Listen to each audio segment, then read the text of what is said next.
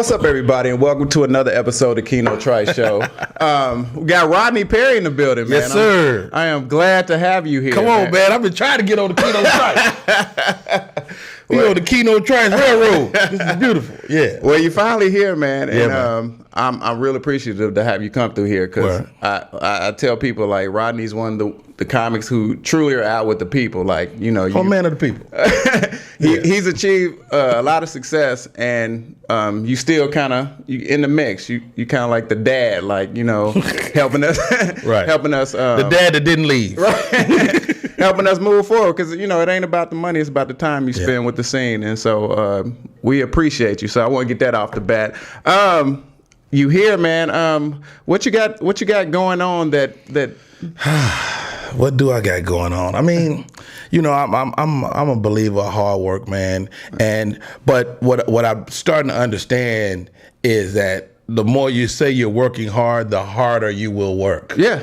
So I'm really working on being a lot more effortless in the way I conduct my business, my life, everything. Okay. So what I mean when I say that, like, my assistant and I was talking, her name is Madeline, right? She's like, Rod, you know, last year we had a really good year, but, you know, every year I name my tour. So last year the name of the tour was The Hardest Working Man in Comedy. Okay. So what happened? I was working super hard. Like, you know, I mean, I was physically tired. You know, I was like, yo, man, I've worked harder this year than I've ever worked. So this year I say, okay, so what if it's true? What if I'm really speaking things into existence in my life? Right. So the name of the tour this year is, get this, Get Money. It's the Get Money tour, man. And so that's what this year is about. And already, you know, my calendar is already filling up, really crazy. And Get Money, what I had to do to make it make sense for me personally, because I didn't want to be the arrogant dude talking about get money, homie. Get money. But I also want to create something that could give back as well. So Get Money is also showing people how to get money, whether that be, you know, financial empowerment. I got a couple of my friends that, you know, do real estate. So I'm like, how do we get money? How do we as comedians, how do we get money? A lot of us work, but nobody talk about how much money they make. Right. You know, we don't know, you know, what it takes to be a Kevin Hart, what it takes to get in that space. Right. You know, so that's what I want to share, that information, in addition to going out and taking care of me and my family. Okay. Now, I just wanted to ask you what you had going on before I go down the list, because you got a list. Like, I know who you are, and I've seen a lot of work you've been on, but there was a lot of things that I didn't know when I pulled up Wikipedia. I was like, wow, this dude has been grinding for a long time. Yes, sir. So how many years in the game? I say 20. It's probably more than that. I know it's more than that. I mean, I was around Def Jam. I was around Comic View. You know, I end up kind of tagging in on the latter part of Comic View, but I was there. But, you know, I was Rudy Poo, you know, so I just kind of missed some of those waves, which actually helped me in the long run, because I'm the same age as some of the comics that are your favorite household names, but my material and my act is still very new. Right. You know, I'm not spent. I'm not burnt out, you know. So that you got to also be thankful for your journey, because your journey will take care of you in the end. And I mean, it's 20 some years of, you know, from, you know, Def Jam to Comic View to Bill Bellamy's Who's Got Jokes to the Big Black Comedy Show to the Monique Show to, you know, films, you know, Johnson Family Vacation, Medea's Big Happy Family. That's just to name a few. I mean, it gets kind of like a blur. It's just, you know, you just live the life, man. Right. So you were born in Chicago, right? Southside Chicago. Grew up on the South Side. And my junior year of high school, the summer between the sophomore, junior year, we moved to Monroe, Louisiana, which was my mother's hometown. And so I have roots in Louisiana, and you know, started living life, having sex, making babies, and that took me to the Navy, because I had a baby on the way, and I didn't want my mother to be taking care of me and mine. Right. So I joined the United States Navy in 1990. Okay, 1990. But I was doing comedy. I was already doing comedy. In Monroe, Louisiana? In Monroe. When I was in college, I was doing comedy. Okay. And one of my first sets was at the and one of my college classmates lives here in Atlanta. She tell a story that she got me my first show. And I was doing on campus. It was this guy, I can't remember his name, but he was real funny. He was like the campus comic. Right. And I was better than him in my mind anyway. And I remember doing a set at the medical building on campus. They had some type of show, and I was doing like Muhammad Ali and Howard Cosell or some crazy Mike Tyson joke was my big joke at the time. And that's many, many moons ago. Right, my first joke was a Muhammad Ali joke. I guess that's a starter joke. Oh yeah, because it's an easy impression. Wait a minute, yeah. I'm the greatest of all time. Right. I ain't gonna do it now because it's kind of offensive, but I don't do it. Really? Yeah, I don't do it no more. Was it something about him? Yeah. With the shakes? Yeah. Oh yeah. I ain't doing. Oh yeah, I was still a diamond with the greatest. Yeah. That's the difference in time. Though. Yeah. Because he wasn't even shaking then. I was pre-shake. I'm around pre-shake. I was at the beginning of the shakes, just at the beginning. When he burned down Atlanta. With the torch. I forgot all about that. That is hilarious. So you start out Monroe, Louisiana. Now I read somewhere that you ended up in California. Well, the Bay Area? Absolutely. The Bay Area, I kind of tout them as my comedy home. So let me give you the chronology. Okay. Joined the Navy, and kind of quickly. So I got a baby on the way. Mm-hmm. I'm walking to work. I was in college. I'm walking to work at a place called Shoetown, and a Navy recruiter picked me up and gave me a ride. And in a couple of minutes, the 6 or 7 minute ride, he pitched the Navy to me. And maybe a week later, I was in San Diego in boot camp. Wow. So I did my boot camp, and my first duty station was in New Orleans. Now, New Orleans was significant because New Orleans was a good city, and I began to do improv. So that's why I have an improv base. Okay. And so Dr. Ken Jun, who is Dr. Ken, he got his own TV show now. He was in the Hangover movies. Oh, yeah. He was in medical school at the time. Oh, wow. And he used to come, we used to do comedy, at the place called the Monterey Whaling Company years and years ago. And so New Orleans was significant, but I knew I needed to get out west. Okay. And so I was a bit geographically challenged. Oh, yeah. So when I took orders to California, I didn't know how far the Bay Area was from LA. That's how stupid I was.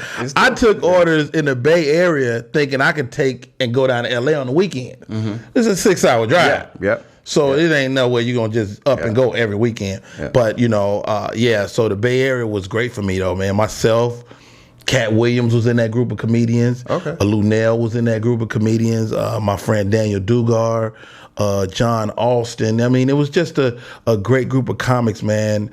This guy, Tony Royster, he was the vet. Okay. And it was a great time, man. Now the Bay Area was fine for entertainment. From what I know, you had absolutely. Rappers, music, all kind of stuff coming out of the Bay Area. Yeah. So the Bay Area, how did you end up in Atlanta? Ultimately, Atlanta only happened when I took the job for the Monique show. I mean, I had spent time in Atlanta throughout my career. Atlanta has been the home of some milestones for me. When I met Jamie Foxx and did Laugh-A-Palooza, it's because I was here in Atlanta. Okay. But I didn't never see myself living in Atlanta. But when I took the job with Monique and they were coming down here, they had just Georgia just began to give the incentives for movies and TV and stuff, and so BET came and brought us down here.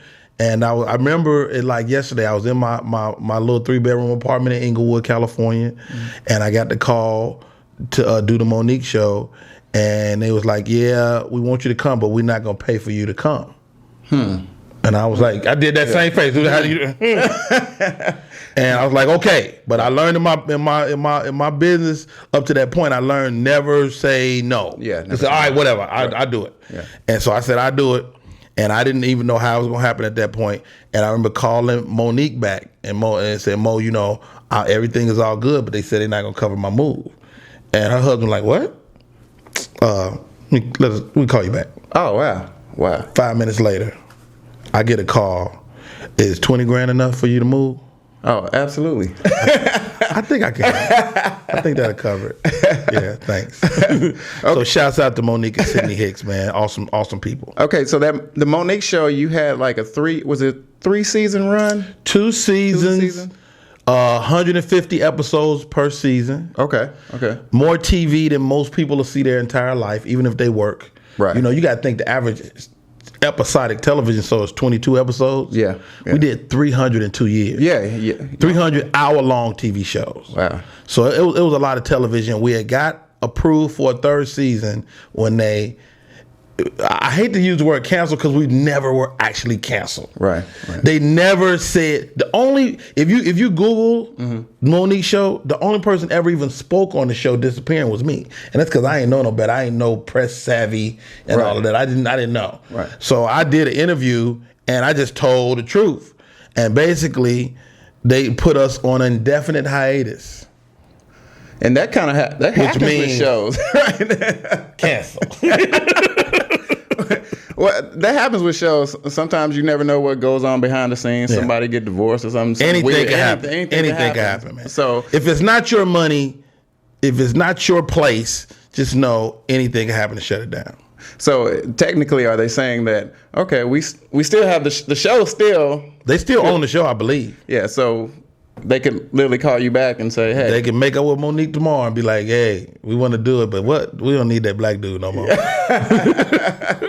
Oh, they got to have you. Yeah, we had a good time. So the Monique show's done. So what was the next move? You ended up on Bounce TV. How did that come about? The Bounce TV situation, the show was originally called Uptown Comic. Yep, I remember that. They were shooting at the Uptown initially. They shot some episodes at the Uptown, and they really didn't like it. They wanted it to be grander. Okay. So they moved it into Center Stage here in Atlanta. Okay, yeah. And when they moved it, they didn't call me. And I took it kind of personal. I'm like, I know they shooting. Right. I ain't getting no call. So I'm like, what's up? Am I not on the show? Because everybody that Buzz was in town, they had to do reshoots. Right. And I'm like, whatever. Don't worry about it. Right. I'm in Pittsburgh doing a gig, and I get a call from Gary Abdo, the talent producer at that time. Yep. He was like, yo, Rodney, can you come and close out the season? And I'm like, dude, know you could have called me before now, dude. Wow. But I try not to be in my feelings. It's all business. You can't take this stuff personal. Right. I said, whatever, I'll be there. I get off the plane, tomorrow, and I'll come. Right. So I did. I got off the plane. I think I packed like 2 suits. I wore my other suit that I took with me. I had my bag, came straight from the airport, almost walked straight on stage, and had a really good set. And that set made them kind of take note of me. Okay. So Joe Torre was hosting. Yep. And they were kind of in the market to do something different.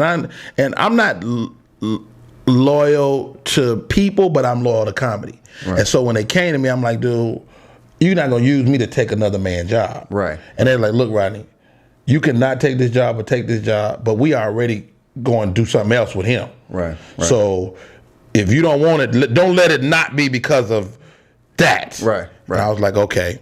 So we had a conversation. I told him my vision for comedy, what I thought about comedy, what I thought about comedy shows like that. I've been on BET, Comic View, Def Jam.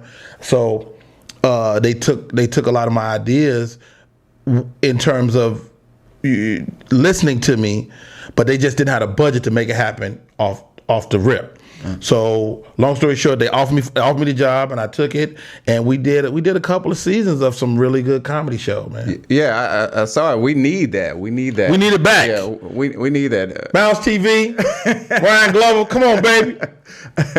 Bring Off the Chain back. As comics, I auditioned for Off the Chain. I didn't make it, but you should have. You're funny. But we need that. I love to see it's beautiful to see all the comics I'm coming up with here in Atlanta, and everybody's starting to shine. Last night in Chattanooga, when Atlanta, I don't want to say raised because he wasn't raised here, but Landry. Yeah. Landry's on a whole different... Landry's a headliner. Yeah, he's a headliner now. Landry appeared on I saw Landry. He did Who's Got Jokes. Did Who Got Jokes? He did Who Got Jokes, man, and he on was Bounce TV with you. He's an ace comic, man, and it's a trip to watch a guy just grow up. Yeah. You know, it's like watching my kids. Yeah, my I told you the daddy of comedy. Yeah, he's my babies, you know. But I watched him last night, and I watch all of y'all. So I learned by watching how to carry myself. What is it that the audience loves about y'all when you get on stage? And I've seen you've come in a room that I was the paid headliner, and I was only supposed to do 20, 25 minutes. You'll come behind me and did a 45 minutes, and I feel good for the audience who was there because they got a show that they weren't prepared for. I love when, I love being out here. But I mean, man, I'm a comic, man.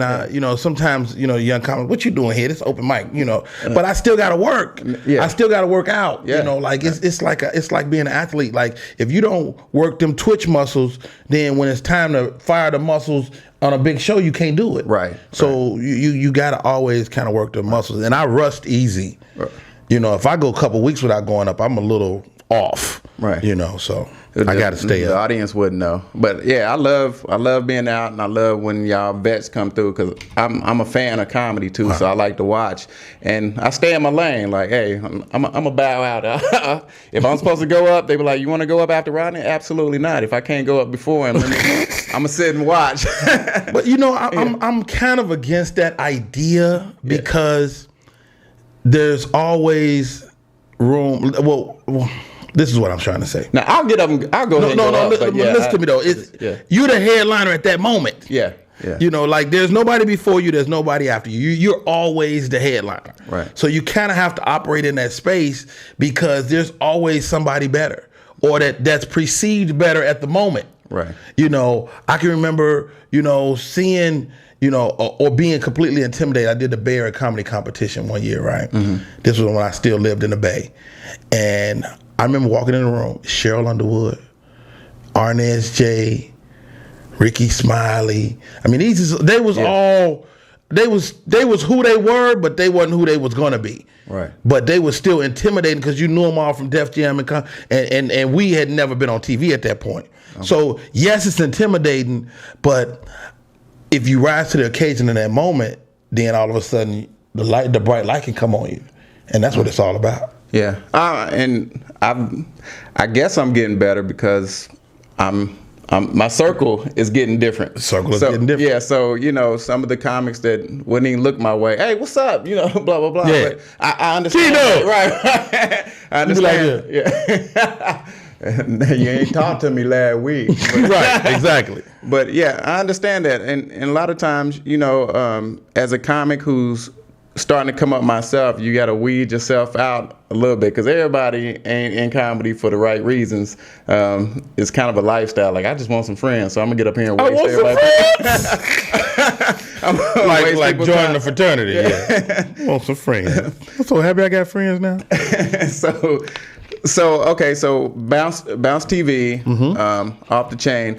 Y'all went from actually showcasing up and coming comedians to actually giving 1 hour specials. 1 hour specials. Yeah. So how did that transition come about? That's a business decision on a network level. Right. I was lucky enough to be around. Ryan Glover, who runs the network over there, is a friend of mine, and so he and I became friends as we were producing this TV show.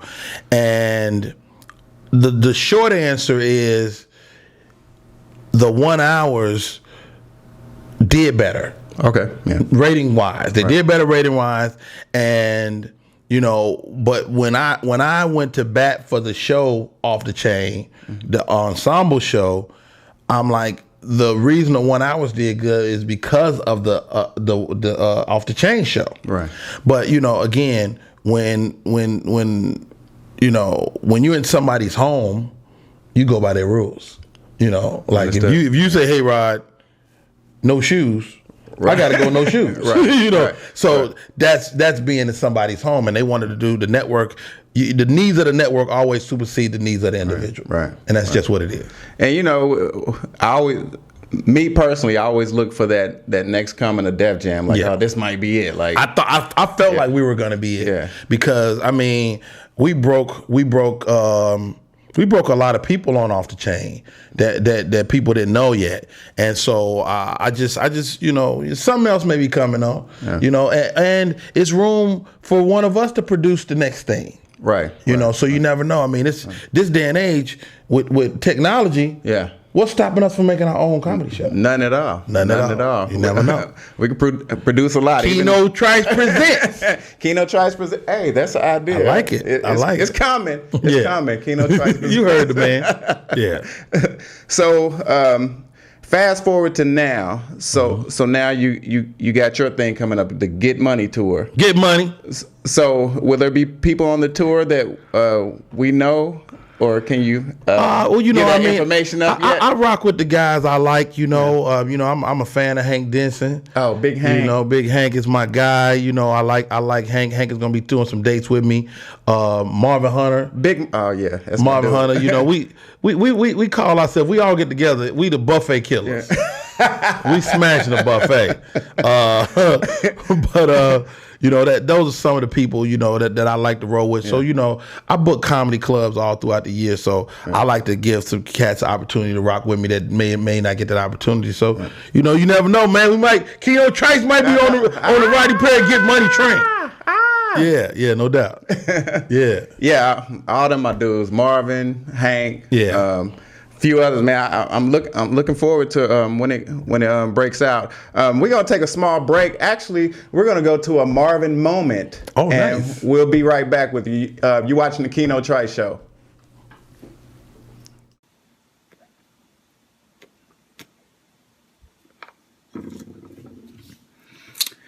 What's up? This your boy Marvin Hunter coming at you. And like always, someone's put on my heart, I like to share with you. A lie ain't shit to tell on Facebook. People tell lies on Facebook like it's a sport. People act like Facebook is an alternative universe, don't they? They act like we don't know them outside of social media. I want to take this time to speak on some of the lies that we all see. One of the lies that we see all the time is I'm an exotic dancer and a model. A ballet dancer is an exotic dancer. You're a scripper. No T, no ER. Scripper. Don't get up there trying to be fancy. I don't want to hear shit about you an artist. Don't nobody care how many times you could twirl on the pole. Don't nobody care how nice your outfit is when you walk up on the stage with that gigantic, fake, great value ass with them little bit ass legs, looking like a Shetland pony. How the hell you gonna have a ass that damn big and the legs of a Guatemalan boy? Your ass ain't no damn exotic dancer, and you ain't no model. Being on the poster for the Bike Week car wash, or the fundraiser, or the ladies get in free before 10, don't make you no model. And I'm pretty sure there has to be a tattoo limit on models and face piercing limit. You around here with 83 damn tattoos all over your damn body and 16 piercing in your damn face. You look rather ignorant. And your face look like a tackle box. Your ass ain't no damn exotic dancer. We are back, man. I hope you were enlightened. Boy's a fool by Marvin's moment. One thing I didn't cover earlier. You teach improv. I don't teach improv, and this is what I tell all my students. I'm there to help you begin to trust your choices, which is going to inform you whether you're a comedian, an actor, or just a regular person. Right. And so it's an improv workshop. It's 6 weeks, and at the end of that 6 weeks, we put up a live show. So like last week, I did an all-star show, which was like handpicked students that have already taken my class. Okay. And this week coming on the 26th of January, I start a new group, a new class. So this will be my 13th class, and it's usually roughly anywhere from 5 to 12 people. Okay. And it's a great journey, man, and everybody that's taking it really speaks highly of the class. And I mean, whether you're a regular person, a 911 operator, or an insurance adjuster, or a doctor, had a doctor take the class, or you're an actor or comedian, it's gonna help you to trust your choices a little better, and that's gonna make your journey a little better. So it's been fun, man. I really love it. And that's what I actually did before I stepped on the first stage. I took an improv class. I had stage fright that was really terrible. I love improv. Yeah. If you can have that as a base for what you do comedically, then you're never in deep water, because you can always go and just be in the moment. Yeah, and that's what it's all about. Just make up something. Yeah. Hey. What? Do that. So and I said I was gonna take your class. I ain't say nothing. You ain't got time. You ain't got time. You produce a TV show. You ain't got time for no, I want to take the class. I think it'd be a good experience. Yeah. Because you always got to do things to keep your skills sharp. Yeah. And just like you said, being off stage for a few weeks, you can get rusty. And I know a lot of times my times I get on stage is, I can allow some gaps there. Mm-hmm. So improv help you get through those rusty moments a little better. Just because absolutely. If you forget your material, you can say, hey, give me a topic. No. You can, though. You can, absolutely, all day. So, man, I appreciate you coming through. Thank you for having me, man. I'm serious, man. I've been trying to get on the Keno Trice show a long time. I mean, I love this world of internet and creating your space, and this is dope, man. I mean, the fact that you can go out and get your backdrop and your microphones and this is amazing. Yeah. What we have at our fingertips nowadays, and you're taking complete advantage of it, man. I think it's powerful. Appreciate it. And a lot of times I say, hey, man, we wait for people to give us opportunities. You ain't got to do that no more. We ain't got to do it no more. We can go out, we can buy a camera, we can buy a laptop, we can buy a few mics, green screen, and we in business. So that's a green screen? Yeah. I thought that was a city. Oh, yeah. Oh. Yeah. That ain't no real city. It is a city. Thanks for coming out again, man. Like I said, people are going to be watching you. Did you tell us when your improv class starts? January 26th, right here in Atlanta at the Atlanta Comedy Theater. That's where I hold the classes. And social media, Rodney Perry. I'm RodneyPerry.com, and everything else is Rodney Perry or Rodney Perry Live on my Instagram. Okay. That's how old I am. I found a video of me talking about, y'all hit me on my MySpace. It's over. I was like, I don't even remember MySpace. MySpace has changed. I don't know. MySpace, it's like a music thing. It looks like Facebook, and it's FaceSpace. FaceSpace, yeah, they do music and all that. Well, shout out, man. Check me out, Keno Trice Show. I'm on Blog Talk Radio. Follow me on Facebook, Instagram, Twitter. I'm on everything, and you'll see my show content. I'll be putting out this show real soon, so hopefully you're looking at it right now and enjoying it and giving me the thumbs up. So until next time, go out and have a great week, and we'll see you. It's the Keno Trice Show. Peace with Rodney Perry.